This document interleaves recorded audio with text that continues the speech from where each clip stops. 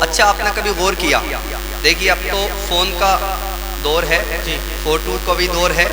بلکہ شادی سے پہلے کالنگ ہونے لگتی ہے، جبکہ مسئلہ تو یہی ہے شادی سے پہلے بات کرنا جائز نہیں ہے بلکہ وہ بھی ناجائز ہے۔ نکاح کرنے کے بعد آپ جو ہے بات کریں یا جو آپ چاہیں وہ کر سکتے ہیں، پھر تو آپ کے لیے وہ حلال ہو چکی ہیں۔ بہرحال آپ نے کبھی نوٹس کیا اس بات کا، آج سے 100 سال یا 125 سال پہلے نہ کوئی فون تھا، نہ کوئی فوٹوگرافی، نہ کوئی ویڈیو، نہ کوئی کیمرہ تھا، لیکن پھر بھی دونوں جو ہے مطلب انجانے ہیں، لڑکا کہیں کا ہے، لڑکی کہیں کی ہے۔ ہمارے افغان پور کا تو تھوڑا ماحول یہ ہے کہ ہم آپس میں ہی یعنی افغان پور بستی میں ہی شادی کر لیتے ہیں، لیکن دیہاتوں کا اگر ماحول دیکھا جائے بڑی بڑی دور شادیاں کرتے ہیں، کئی کئی گاؤں چھوڑ کر شادی کرتے ہیں۔ تو آپ نے کبھی نوٹس کیا کہ دولہا جو ہے صرف 2 لفظ کہتا ہے، قبول ہے، قبول ہے، قبول ہے، لیکن اس قبول ہے کہنے کے بعد جو ہے ایسے آپس میں جب دونوں ملتے ہیں ایسا لگتا ہے کہ یہ تو بڑے جو ہے بچھڑے ہوئے یار مل گئے ہوں، دونوں آپس میں بڑے اتفاق اور اتحاد کے ساتھ رہتے ہیں۔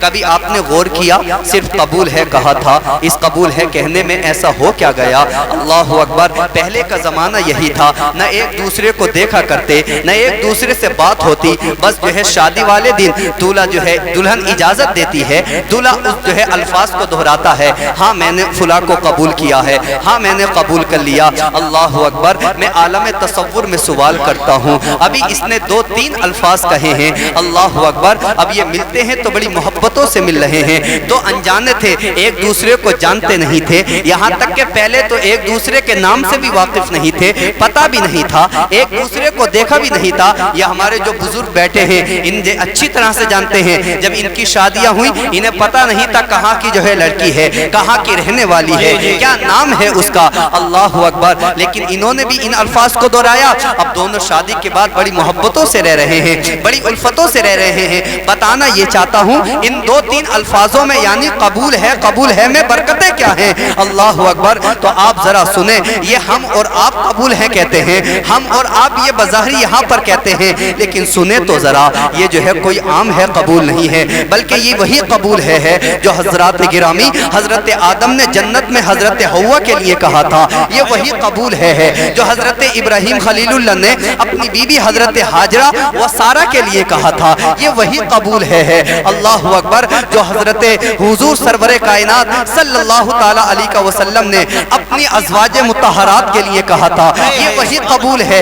اللہ اکبر کبیرہ، جو مولا علی مشکل کشا نے اپنی بیوی حضرت فاطمہ الزہرا کے لیے کہا تھا۔ میں آپ سے بتانا چاہتا ہوں، میں آپ سے کہنا چاہتا ہوں، یہ ہم بظاہر یہاں قبول ہے کہتے ہیں، یہ کوئی عام ہے قبول ہے نہیں ہے، بلکہ اللہ اکبر، ادھر ایک جو ہے لڑکا قبول ہے کہتا ہے، ادھر اللہ پاک سارے انبیاء کی سنت کو ادا کرنے کا ثواب عطا فرماتا ہے، اس کی بدولت یہ ملتی ہے کہ دونوں میں اللہ بے انتہا محبت فرما دیتا ہے۔ اور سنیں، دنیا میں جتنے انبیاء آئے ہیں سوائے ایک نبی کے، اللہ نے ساروں کو شادی کا شرف عطا فرمایا ہے۔ سبحان اللہ، نعرہ تکبیر،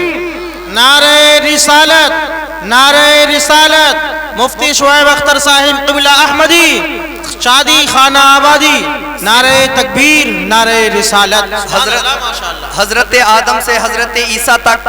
جتنے انبیاء آئے سب نے شادیاں کی ہیں۔ ایک نبی ہیں جن کا نام ہے حضرت عیسیٰ، وہ غالباً 34-35 سال کی عمر میں آسمان پر اٹھا لیے گئے ہیں، وہ ابھی جو ہے آسمان پر ہیں، لیکن قیامت سے پہلے وہ زمین پر آئیں گے، اس کے بعد ان کا بھی نکاح ہونا ہے، ان کی بھی شادی ہونی ہے۔ تو حضرات گرامی، یہ بظاہر ہم ہے قبول ہے کہتے ہیں، لیکن سارے انبیاء کی سنت ادا ہو جاتی ہے، اللہ سارے انبیاء کی سنت کو ثواب عطا فرماتا ہے، اور دونوں میں بے انتہا محبتیں پیدا ہو جاتی ہیں۔ حضرات، اگر ہم اللہ کے رسول کی ایک سنت پر عمل کریں تو اللہ ہمیں بے حساب ثواب عطا فرماتا ہے، تو بظاہر بتائیں اگر سارے انبیاء کی سنت ایک ساتھ ادا ہو رہی ہے تو اللہ ہمیں اور زیادہ ثواب عطا فرماتا ہے۔ اب آگے چلتے ہیں، یہ تو قبول ہے کا معاملہ ہے، لیکن سنیں، جب ہم ایک بیوی کی فرمائش کو پورا کرتے ہیں، جب ہم اور آپ ایک بیوی کی بات کو پورا کرتے ہیں، ایک بیوی کی بات کو مکمل کر دیتے ہیں،